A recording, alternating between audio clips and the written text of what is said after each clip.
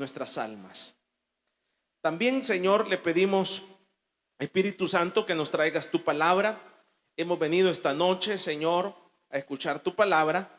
Te pedimos, Señor, que seas tú el que nos reveles tu palabra y que nos traigas el entendimiento y que podamos ser edificados y bendecidos esta noche con mis hermanos juntos todos. Amén, Señor.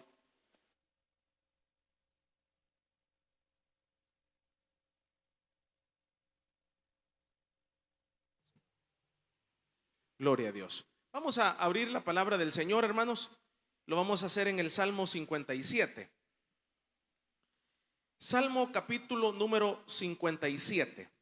Cuando usted lo tenga, da un fuerte amén. Salmo capítulo número 57. Y el versículo número 4 leemos esta noche. Dice: mi vida está entre leones. Estoy echado entre hijos de hombres que vomitan llamas. Sus dientes son lanzas y saetas, y su lengua espada aguda. Exaltado seas sobre los cielos, oh Dios, sobre toda la tierra sea tu gloria. Red han armado a mis pasos y se ha batido mi alma. Hoyo han cavado delante de mí, en medio de él han caído ellos mismos. Amén. Gloria al Señor. Vamos a tomar nuestros asientos, hermanos.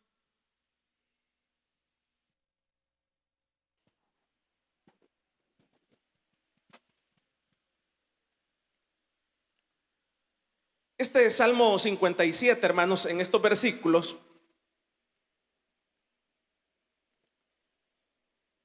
nos narra la difícil situación que está viviendo David. En este escenario del capítulo 57, en todo su contexto, David no ha caído en pecado. Los pecados que usted conoce que cometió, homicidio y sucesivamente, es en este momento que David está implorando para que Dios le ayude contra sus enemigos y le ayude a no caer en pecado. Ahora, en este versículo número 4 está David exponiendo el poder y la maldad de sus enemigos.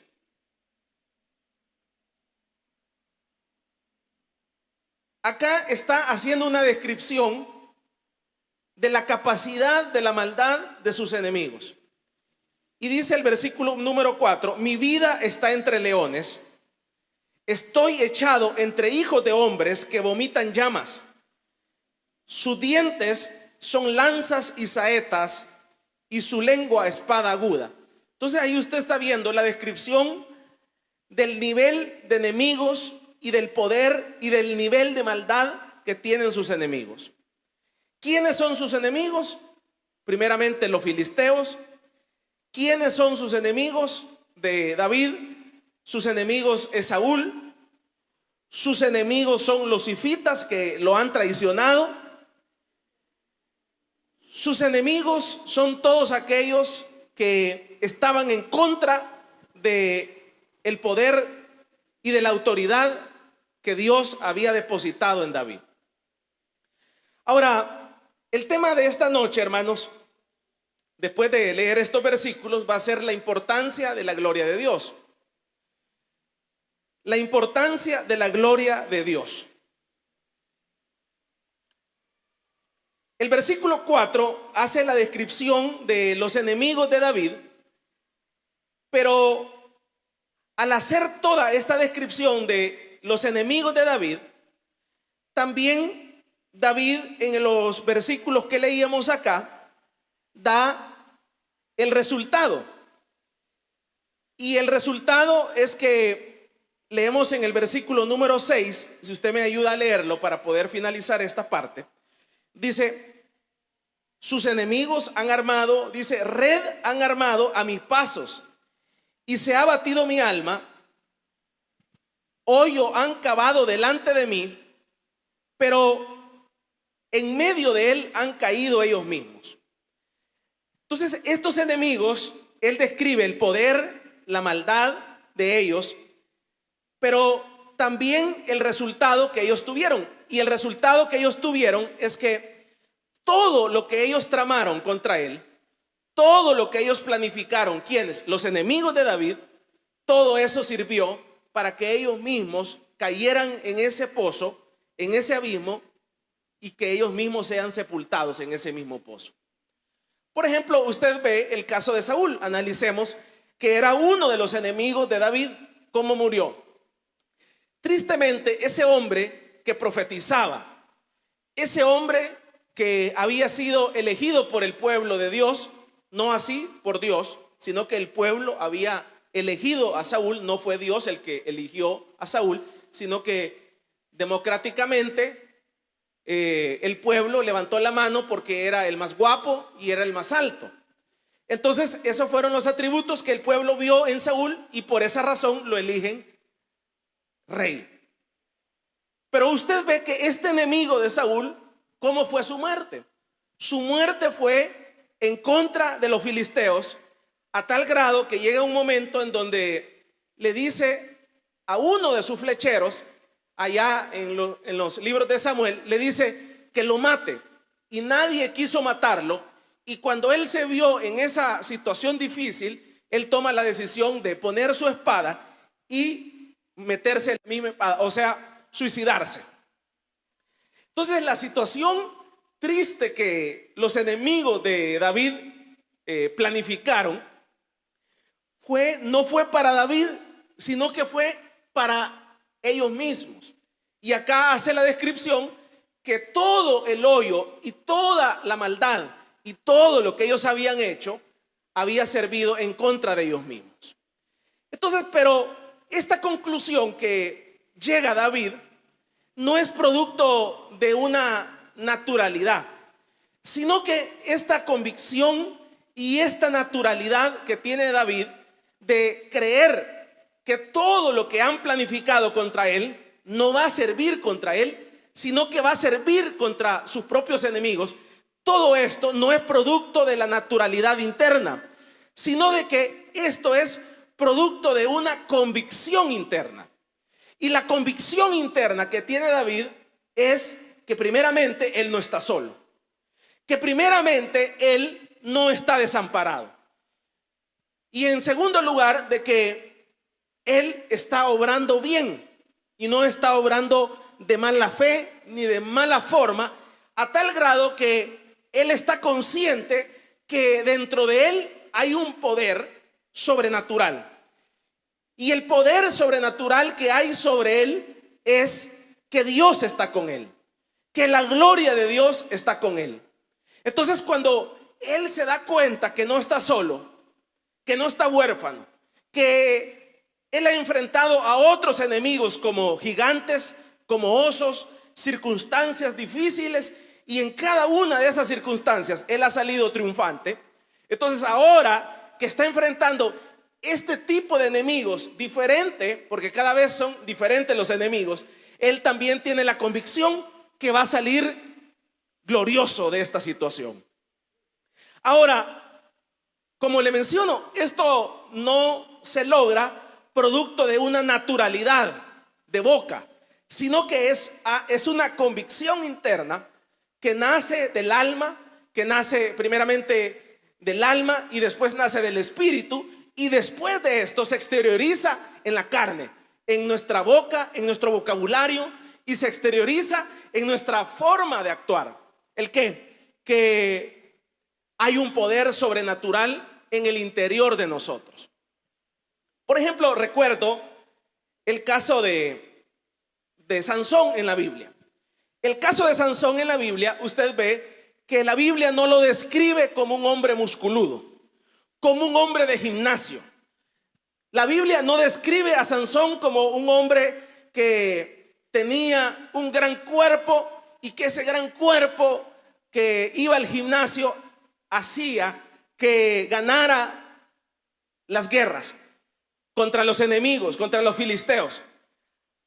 A tal grado que dice, cuando usted lee todo el libro, dice que venía un poder sobrenatural sobre la vida de Sansón. O sea que Sansón no tenía ese poder. ¿Qué significa eso? Que Sansón no tenía ese poder, sino que Sansón oraba, pedía la misericordia de Dios, y en el momento que iba a enfrentar a los enemigos, en ese momento venía un poder sobrenatural y derrotaba y salió triunfante. Y así fue en todos los escenarios que usted lee, que Sansón salió victorioso. A tal grado que en una ocasión, dice la Biblia, que vienen los filisteos contra él y él agarra la quijada, no sé si la quijada de un burro, si no estoy mal, no recuerdo, pero la quijada de un burro, imagínese que usted agarre como que agarre un pedazo de hueso de un perro, pues, de un caballo, digámoslo así, un pedazo de un caballo, pues, ¿qué puede hacer un pedazo de un caballo, el hueso de un caballo? Y entonces él agarró esa quijada de ese burro, y si usted lee, dice que con esa quijada, no dice un machete, imagínense, un machete es otra cosa, una espada es otra cosa. Machete ahora modernamente, para que lo entendamos, no dice machete, no dice espada, sino que con una quijada que no tenía filo, con algo insignificante, con algo absurdo, dice que le agarra la quijada y mata a 1000 hombres. 1000 hombres. O sea, es un poder sobrenatural que usted con algo que no tiene filo mate a 1000 personas en cola. Yo recuerdo de una persona que me dice que era experto en machete, y dice que las personas expertas en machetes aquí contemporáneamente, nuestros agricultores son expertos en machete, y se ponen en las dos manos a pelear, y entonces ellos están peleando con las dos manos a no dejarse acercar el otro. Y me recuerdo de una persona que yo hablaba y me dice, uno hace unas curvas y esto y lo otro, y la cosa es que uno se vuelve diestro, pero me dice, se vuelve diestro en una capacidad de 3 personas, 3, 4 personas alrededor, que usted con los machetes afilados, usted está zigzagueando para que no se acerquen a usted, otro hombre con otro machete. Entonces, cuando usted lee en la Biblia que con una quijada, con algo que no tiene filo, usted mata a 1000 personas, es una tremenda ridiculez. Pero no es que sea ridículo según la Biblia, sino es que para que nosotros veamos la capacidad y la dimensión del poder de Dios, que con algo que es ridículo para los hombres, con algo que no tiene la capacidad mental para vencer en las guerras, pero como eso está en las manos de Dios, como eso tiene la fuerza de Dios, no importa quién sea. Y en esa ocasión era Sansón. Sansón salió victorioso en medio de esa guerra. Vamos a darle un fuerte aplauso pues al Señor. Entonces, cuando usted ve estos escenarios que parecen ridículos en la Biblia, por eso le menciono, entonces, pero de ridículos no tienen nada, sino que lo que tienen es la descripción de la manifestación del poder de Dios. Entonces, esto no viene, como le menciono, de la naturalidad, sino que esto es algo sobrenatural que aparece en el momento que usted lo necesita.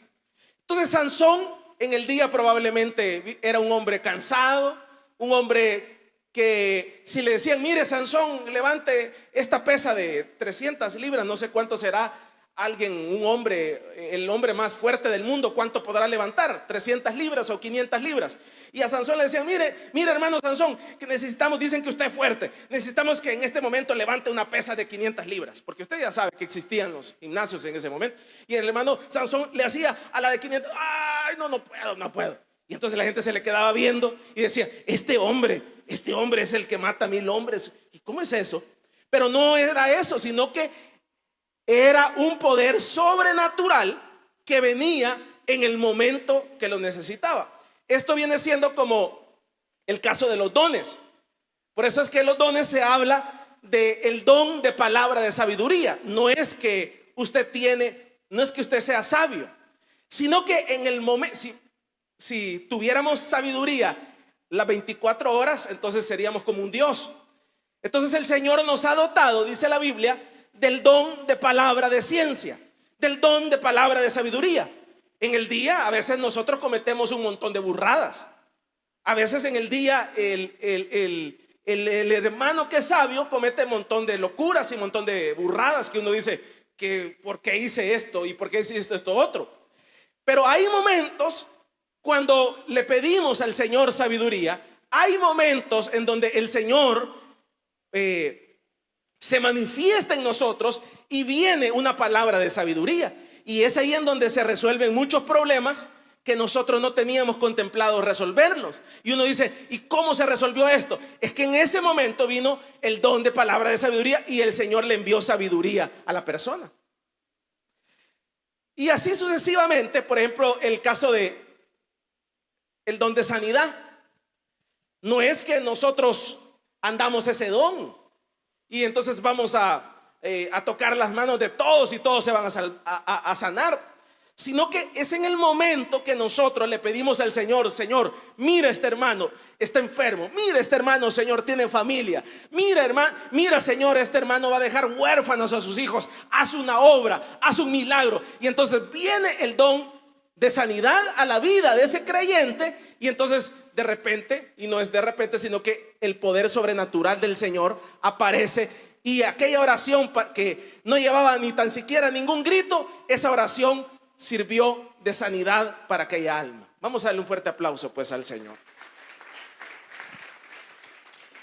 Entonces aquí usted puede ver que este escenario de David en el 57, de convicción de que ahora está enfrentado a sus enemigos y que todo lo que ellos han planeado contra él va a servir en contra de ellos mismos, fue una realidad. Sirvió en contra de Saúl, sí, sirvió en contra de los filisteos. Ahora, decíamos como tema la importancia de la gloria de Dios. La importancia de la gloria de Dios surge, hermanos, surge que nosotros somos creyentes, somos la iglesia del Señor, pero una de las mayores preocupaciones que los creyentes y los seguidores de Cristo tenemos que tener es que la gloria de Dios esté depositada en nosotros, que la gloria de Dios se manifieste en nosotros, que la gloria de Dios no nos haya dejado, que la gloria de Dios no se haya ahuyentado por nuestras conductas. Por ejemplo, en la Biblia se habla de un caso muy conocido, el caso de Salomón, que usted ve que edificó un templo con los mejores materiales. Ese templo tenía oro, ese templo tenía plata, las mejores maderas, lo mejor de aquel momento. Pero cuando se finalizó ese templo, lo más importante del oro, de la plata, de las maderas, del diseño y de todo lo que Salomón hizo, lo más importante de todo, ¿cuál fue? Al final vino Salomón y dijo: voy a hacer una oración. Allá por el libro de Segunda Crónicas, si no estoy mal, está eso. Y voy a hacer una oración. Y dijo: porque nada de esto va a servir. De nada va a servir de que esto tenga oro, de nada va a servir que esto tenga plata, de nada va a servir que esto tenga las mejores maderas importadas, si no está la gloria de Dios acá. Y entonces hace una oración y ora al Señor y le dice: Señor, ya hice mi parte, le puse el mejor oro, la mejor plata, las mejores maderas, pero yo quiero que tú reposes en este templo. Y reposó la presencia del Señor ahí. Entonces ahí usted puede ir viendo que la importancia de la gloria de Dios. ¿Cuál es la importancia de la gloria de Dios? La importancia de la gloria de Dios es que cuando la gloria de Dios está en nosotros, entonces los creyentes tendremos fuerzas. El caso de Sansón. Usted y yo tendremos fuerzas sobre las cosas sobrenaturales. Tendremos fuerzas para resolver problemas sobrenaturales. Tendremos fuerzas para caminar sobre lo imposible. Tendremos fuerza para caminar sobre lo sobrenatural.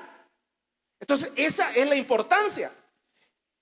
Y si la persona no se preocupa que la gloria de Dios esté en su corazón y en su vida, ¿qué es lo que va a suceder? Lo que va a suceder es que seremos un creyente sin fuerza.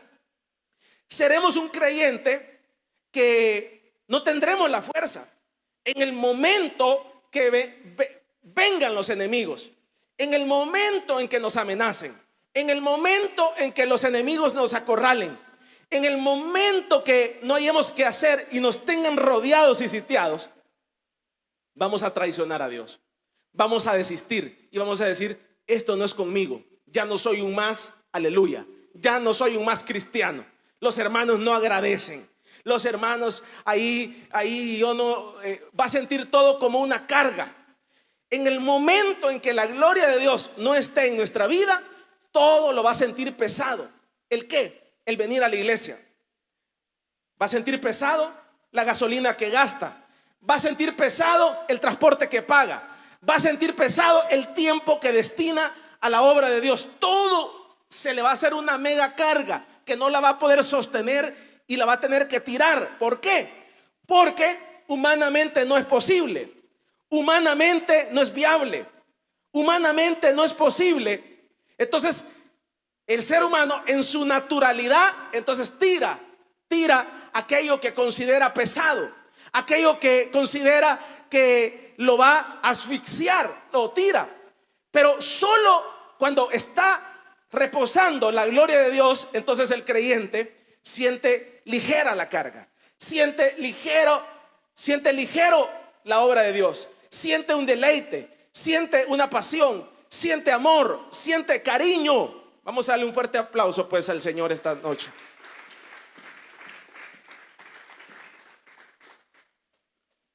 Entonces, una de las mayores preocupaciones que los creyentes debemos de tener es que la gloria de Dios no se haya apartado de nosotros. ¿Por qué se apartó la gloria de Dios y las fuerzas de Sansón?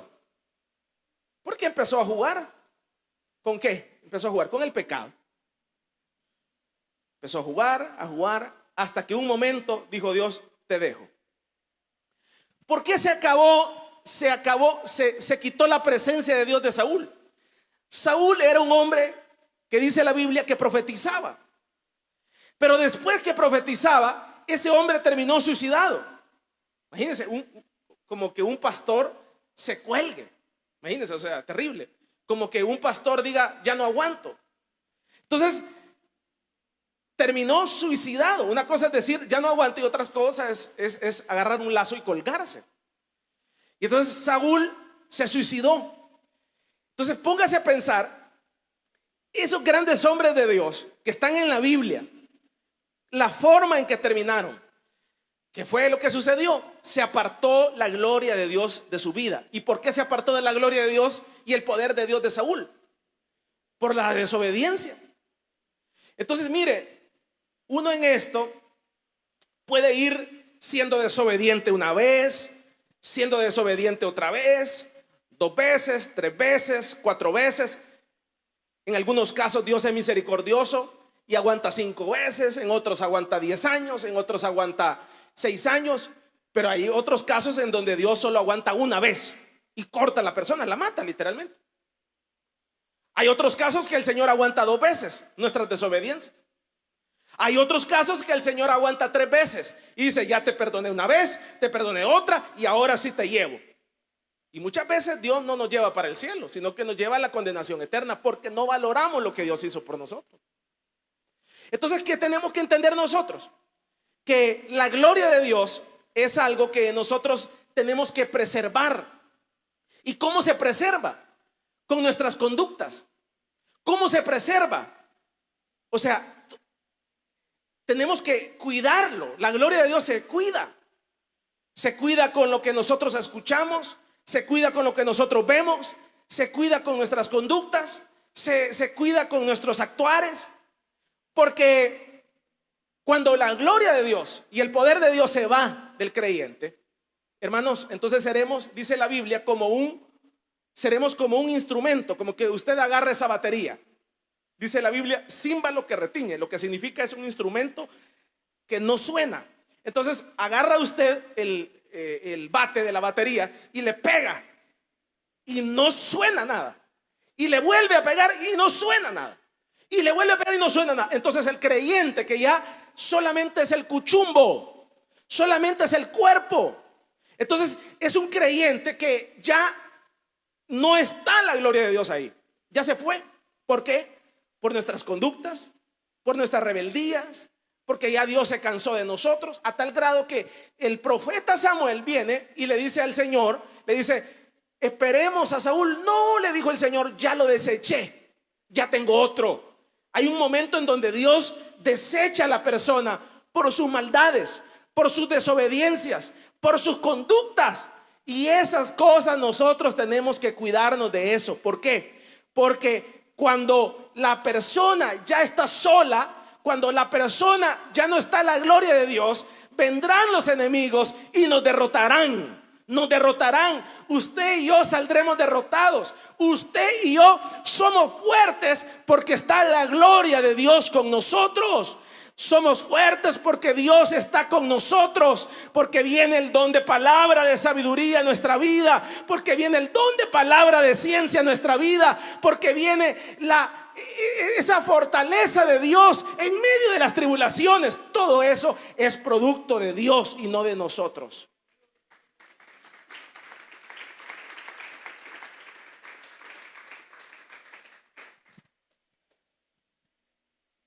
Recuerdo de una experiencia que cuenta el pastor Cho, David Cho, pastor David Cho, de la iglesia de Seúl, Corea. Y él cuenta una de sus experiencias, que él ha cuidado tanto la gloria de Dios. Dice en una de sus experiencias que dice que la gloria de Dios de él se manifestaba porque él había logrado detectar cómo se manifestaba la gloria de Dios en su vida, en la vida de él, del pastor David Cho. Y dice que la gloria de Dios se manifestaba en la vida de él porque cuando él subía a predicar, la voz le cambiaba. Él tenía una voz diferente. Y entonces la voz de él se transformaba, era otra voz.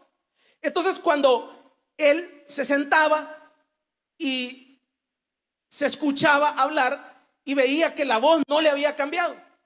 Y entonces cuenta en una ocasión y dice que tenía un estadio lleno. Imagínense, un estadio lleno.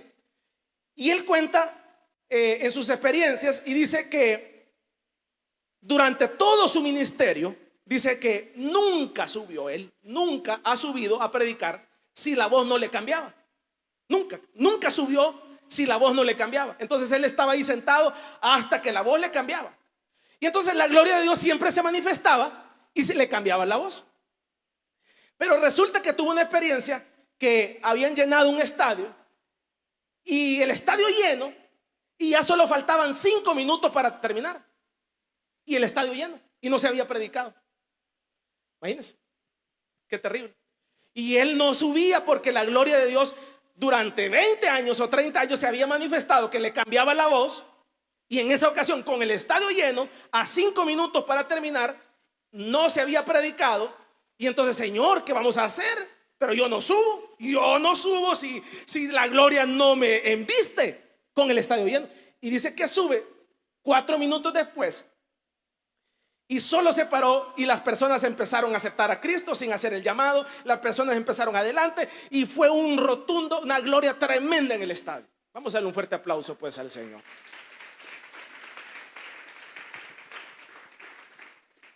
A tal grado que en esa ocasión no predicó, solo se paró al frente. Las personas empezaron a pasar y empezó el derramamiento del Espíritu Santo, y en 4 minutos llenó la gloria de Dios el estadio lleno, sin predicación, solo con alabanza. Entonces, ¿qué le quiero comentar? Entonces él dice que hay un momento en donde él había identificado ese momento, cuando se manifiesta la gloria de Dios. Por ejemplo, hay muchas cosas que nosotros hacemos que son sobrenaturales. Por ejemplo, el llenar un bus por reunión. Eso es sobrenatural. Y los que han tenido la experiencia de llenar un bus por reunión, mire, es que un bus por reunión no se llena con pisto. Sacar 3, 4, 5 buses, un bus, eso no se llena con pisto. Eso ni que alguien venga: mire, aquí le voy a pagar y lléneme los buses. Ni aún le traigan un montón de pisto lo puede llenar. Y no, mira, los políticos, pagan para que llenen los buses, pero nadie les llega. Es que no se puede. O sea, eso que a lo largo de las décadas acá se ha hecho, eso no es producto de la naturalidad. Eso es producto que la gloria de Dios reposa sobre el obrero, reposa sobre el anfitrión, y el Señor hace la obra y en el bus, y la gente toca las tarjetitas, la gente tiene el interés, la gente se sube al bus, viene, en algunas ocasiones acepta, en algunas ocasiones no, pero esa es la gloria de Dios que deposita sobre el obrero, sobre el anfitrión. Eso es algo milagroso, hermano, porque no se da en cualquier parte.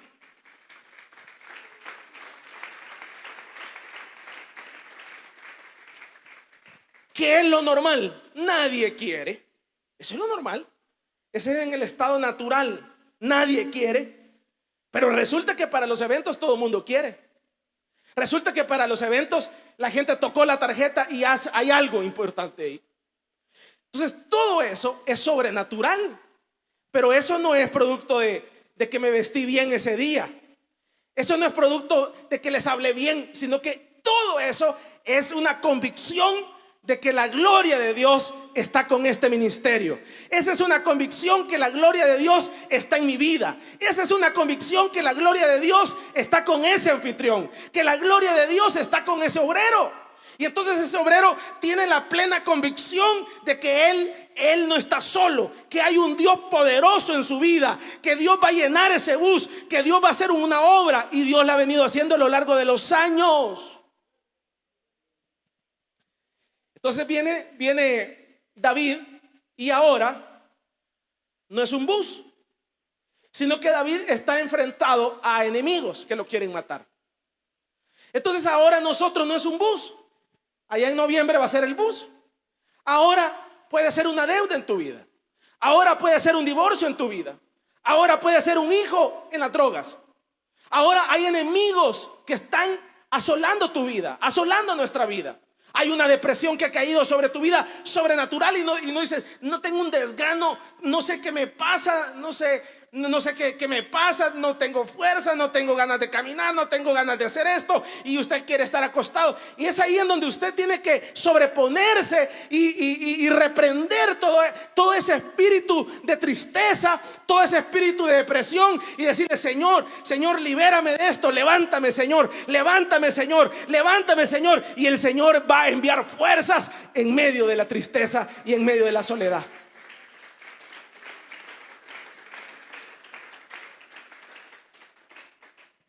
Entonces nosotros los creyentes, hermanos, debe de haber una profunda preocupación, primeramente, que la gloria de Dios no nos haya dejado. Que la gloria de Dios no nos haya dejado. Una de las cosas más difíciles cuando una persona predica o una persona canta, una de las cosas más difíciles es poder entender de que tiene que haber un desprendimiento. Y el desprendimiento que tiene que haber es que yo puedo ser una persona. Yo soy una persona. Y yo pienso de esta forma. Pero a pesar de que yo pienso de esta forma, tengo que renunciar a esta forma de pensar, a esto que voy a hacer, y dejar que la persona se manifieste el Espíritu Santo en nuestra vida. Entonces, ¿qué tiene que hacer uno? Tiene que uno entender que si nosotros no estuviera la gloria de Dios en nosotros, usted y yo ya hubiéramos renunciado. Usted y yo ya hubiéramos desistido. Entonces, ¿qué tenemos que entender? La preocupación que la gloria de Dios esté en mi vida, que no nos haya dejado el Espíritu Santo, que no nos haya dejado Dios. Y entonces, pero eso no puedo ponerle un tester yo. Yo no le puedo poner como un termómetro y decirle: hermano, mire hermano, yo le siento la gloria de Dios a usted porque grita bastante. No. Porque muchas veces lo que hacemos es gritar para que la gloria de Dios se manifieste. Pero como dice Spurgeon, el testimonio, la predicación más eficaz no es el que grita. Usted puede pegar una gran gritada y algunos pegan una gran gritada, pero la gran gritada de nada sirve. La predicación más eficaz es el testimonio.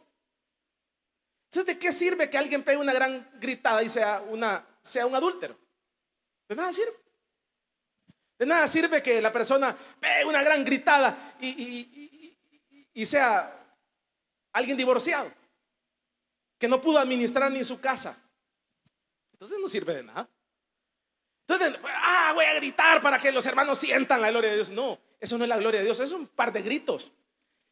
El mayor testimonio y la mayor influencia es el testimonio, son nuestras conductas. Vamos a darle un fuerte aplauso pues al Señor.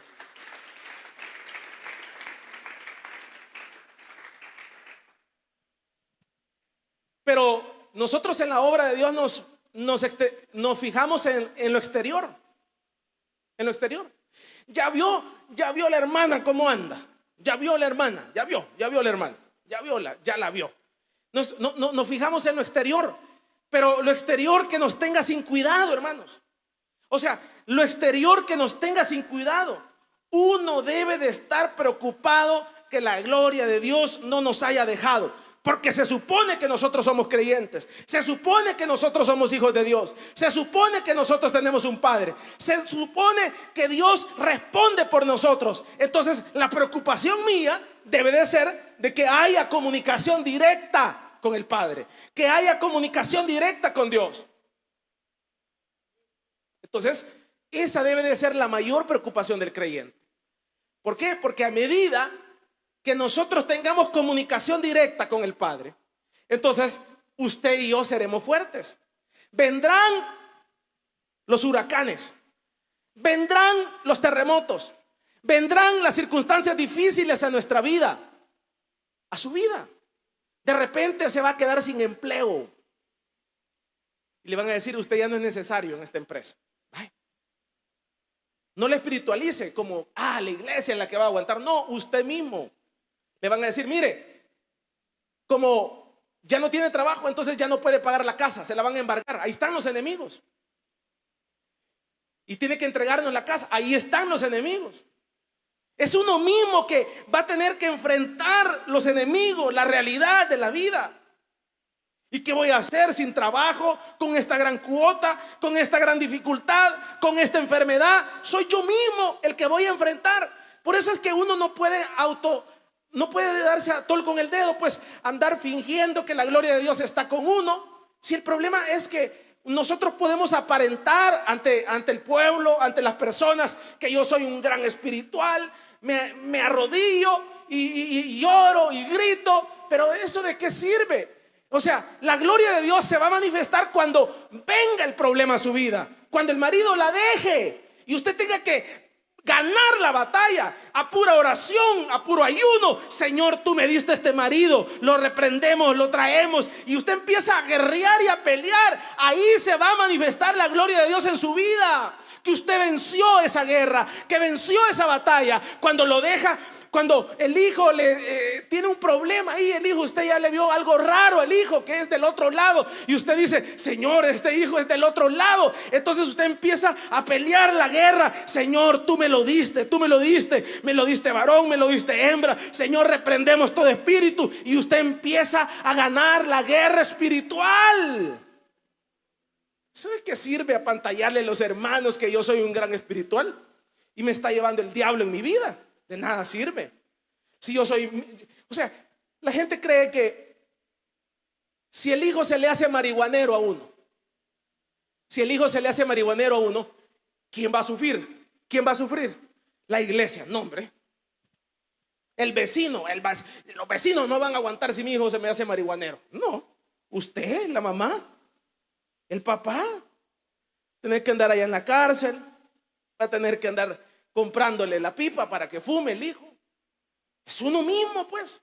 Nadie más va a sufrir. A veces uno piensa que el otro va a sufrir. No, es uno mismo en carne propia que va a sufrir las consecuencias de nuestras guerras. Si uno cae en pobreza, ¿quién va a sufrir? el país va a sufrir. No, uno mismo. No voy a tener para pagar la luz, no voy a tener para pagar el agua. Soy yo mismo el que va a sufrir, nadie más, soy yo mismo. Entonces ahí vienen los enemigos contra mí, y es ahí en donde se va a manifestar la gloria de Dios en mi vida. Señor, tú, viene esta guerra, viene esta batalla económica, Señor. Tengo esta preocupación para pagar esta casa, tengo esta preocupación de esta enfermedad. Señor, dame la guerra, dame la victoria, Señor. Me entrego a ti, y empieza a ayunar, y empieza a orar, y empieza a buscar. Y el Señor, dame la guerra, dame la victoria en esta guerra. Y el Señor empieza a obrar en su vida sobrenaturalmente, porque hay un poder sobrenatural en su condición.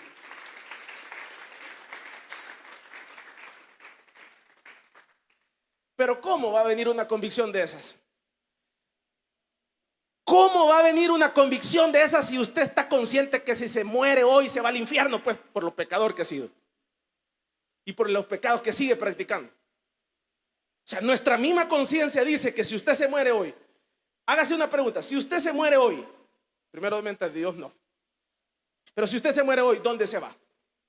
Si su conciencia le dice que usted está mal con Dios, dice la Biblia que la conciencia es como un fiscal que nos acusa.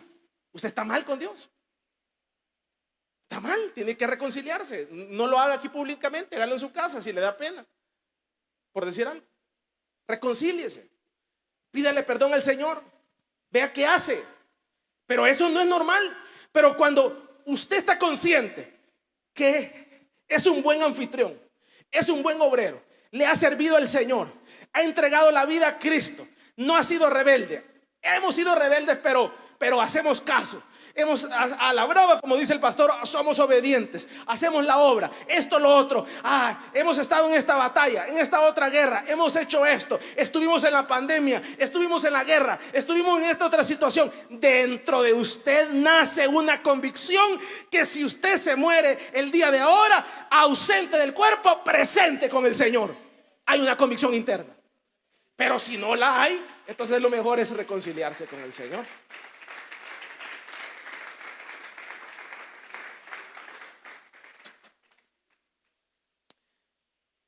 Hay algunas hermanas que le dicen a uno: mire hermano, este demonio, mire, fíjese que yo tuve un sueño de una gran calavera. Y entonces uno que entiende esto y dice: ¿o estuvo viendo una película de terror? No estuvo viendo una película de terror, sino que es el diablo que anda detrás de usted. Porque cuando la persona está conectada con Dios, no ve calaveras. Cuando la persona está conectada con Dios, o sea, entiende, lo que ve son ángeles. Cuando la persona está conectada con Dios, lo que ve es al Padre. Cuando la persona está conectada con Dios, lo que quiere es hablar con el Padre. Entonces no ve calaveras, no ve diablos, no ve demonios, no siente espíritus. Pero ¿qué tiene que hacer uno? Lo que uno tiene que entender es que la mayor preocupación que uno tiene que tener es que el Espíritu de Dios esté en uno. Y eso no le puedo dar yo. Mire hermano, le voy a dar un título, como ahora se le da un título a las personas de pastor, como que un pastor fuera un ingeniero o un licenciado en administración de empresas. No, sino que yo no le puedo dar un cartón, pues no le puedo dar un cartón: mire, a partir de ahora en usted está la gloria de Dios.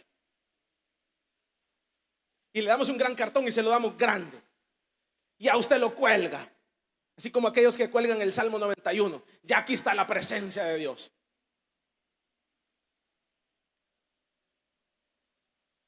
Pero ¿cómo va a estar la presencia de Dios ahí si usted vive agarrando del pelo a la hermana? Pues ¿Cómo va a estar la presencia de Dios si usted la agarra del pelo? ¿Cómo va a estar la presencia de Dios si usted le pega una gran gritada al vaso frágil?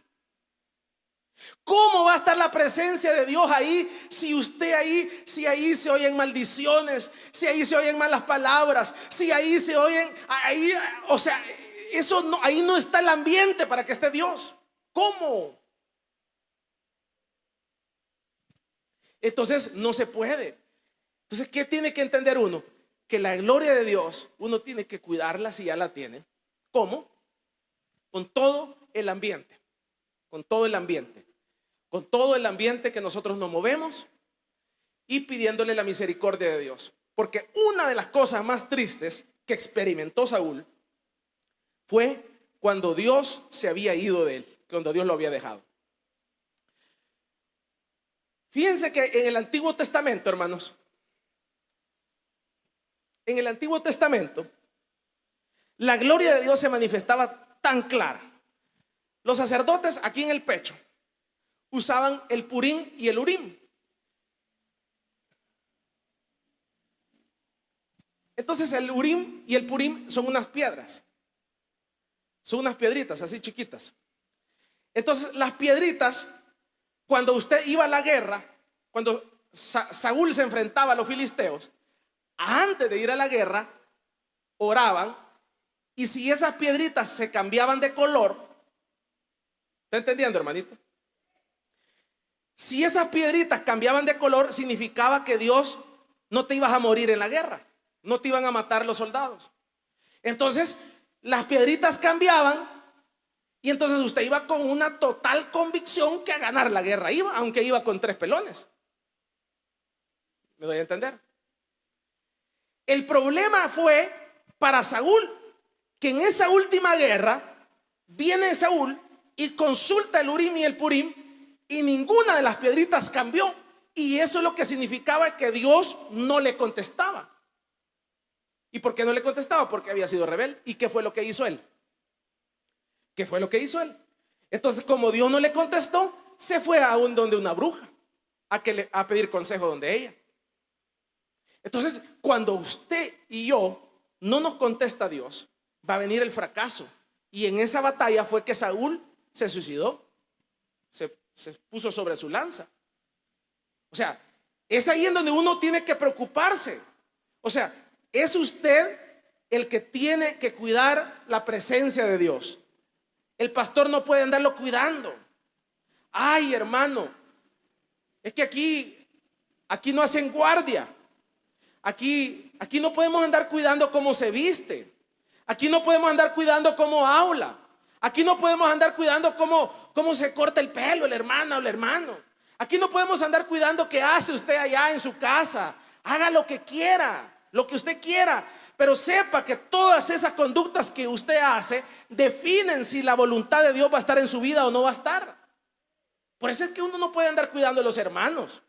¿Y de qué sirve? Ay, voy a cuidar al hermano, pero ¿de qué sirve si no tiene la presencia de Dios? Entonces es uno mismo que tiene que saber que si está la presencia de Dios, vendrán los enemigos, vendrán los Goliat, y nosotros saldremos triunfantes. Vendrán las guerras y el Señor nos contestará y dirá y te dirá: no te preocupes, porque ahora estás enfrentando ese divorcio. Yo voy a hacer que regrese ese marido, yo voy a hacer que regrese esa mujer. No te preocupes, yo voy a hacer que regrese ese hijo drogo. Yo lo voy a transformar, y usted solo está esperando el momento en que ese hijo drogo venga a la iglesia, porque Dios ya le contestó su petición.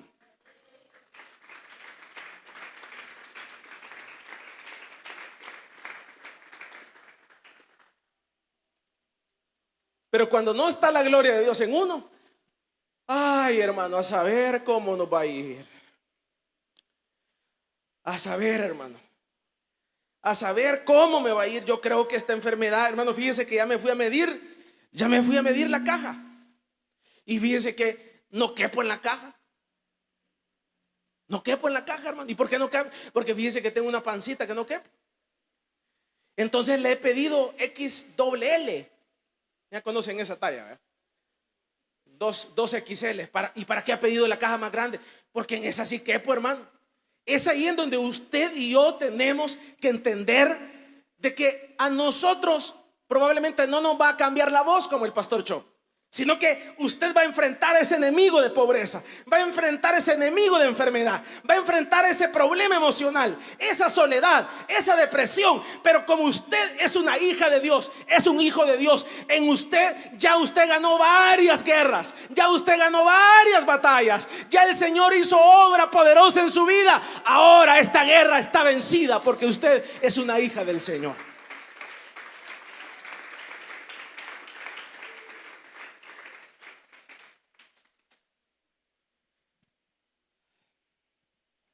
Yo recuerdo de una hermana. Yo tuve una experiencia negativa y positiva a la vez. Resulta que había una hermana aquí en la iglesia que tenía una enfermedad incurable. El problema de tal enfermedad era que la enfermedad se pasaba. Se pasaba la enfermedad con tocar a la persona o con estar cerca. Hasta ahí todo estaba bien. Hasta ahí todo estaba bien. No me recuerdo el nombre de esa enfermedad. Fue hace como unos 15 años. Lo serio fue cuando el hermano, creo que un hermano anfitrión, sí, un hermano anfitrión. El hermano anfitrión me dice: hermano, fíjese que nosotros ya fuimos a orar por la hermana. Mentiras, no había orar por la hermana, pero queremos que usted vaya ahora a orar por ella. Entonces yo de Juan Vendémela le digo: está bien, hermano. Y entonces cuando ya estábamos allá en el hospital, ahí en el Amatepec, me empiezan a decir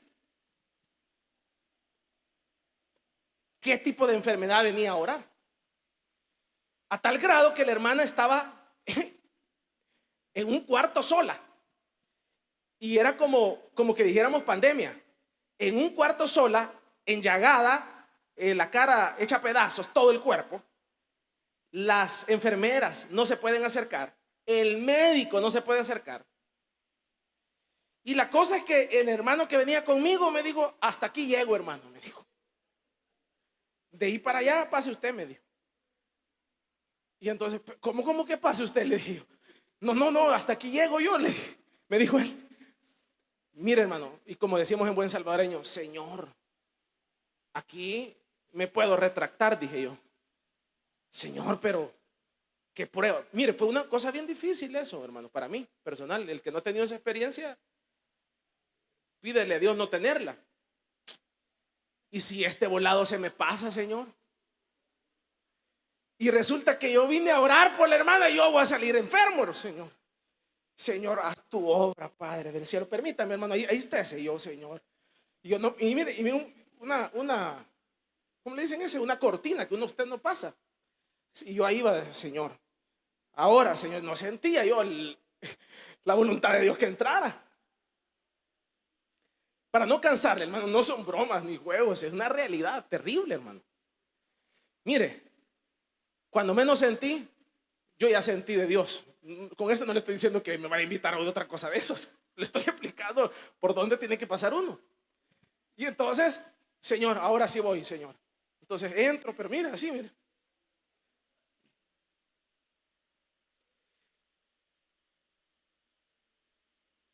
Y entonces paso. Y ya ahí en el momento, ya usted llega a una conclusión. Ya ahí cuando usted ve al enfermo, a la hermana o anfitriona de la iglesia, enllagada, hecha pedazos, casi muerta, sin salida, ya ahí usted entra en una resolución: me vale si se me pasa o me muero aquí. Me vale, me tiene sin cuidado. En nombre de Dios voy a orar por este hermano. Y usted ora por el hermano. El problema es cuando salgo. ¡Ja! Señor, ¿y si se me pasó este volado? Es terrible, hermano. Es que aquí no son juegos. Esto no es juego. O sea, es una cosa, es una realidad. O está el poder de Dios o no está. Así de claro. O que sea la voluntad de Dios y Dios le diga: mira, te voy a hacer pasar por esta prueba para que la experimentes como un caso práctico, ¿verdad? Como les mencionaba, que no puede haber un pastor que sane si él mismo no se ha sanado él mismo. Lo explica el pastor Cho. Entonces el Señor permitió que le diera tuberculosis para que él orara por él mismo, y entonces ahora él puede orar por los otros. Vamos a darle un fuerte aplauso pues al Señor.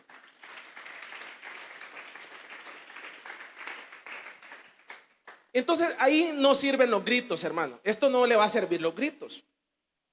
El problema es que usted tarde o temprano se va a quedar sin empleo, las ventas no le van a llegar a la medida, va a tener un problema, va a tener otro problema, le van a detectar esto, otro, y ahí en ese momento es donde, en ese momento en donde es el momento decisivo para ganar la guerra, o el Señor le va a decir: mira, te voy a matar de esto, te voy a matar, te vas a morir. Como le dijo aquel profeta Ezequías: prepara, haz el testamento porque te vas a morir. Entonces el Señor le va a decir: mira, no te voy a sanar, te vas a morir. Entonces prepara el testamento y prepara la caja. ¿Se recuerda del rey Ezequías? ¿Verdad? Pero saliendo el hombre le empezó a llorar al Señor: Señor, yo te he servido. Señor, si tú me das más salud, no va a ser para andar en la discoteca, Señor, sino que va a ser para honrarte, para predicarte, para servirte. Y dice que iba saliendo el profeta de la presencia del rey, y no salió cuando le dijo: regresate y decile que es sano, y le dio 15 años más.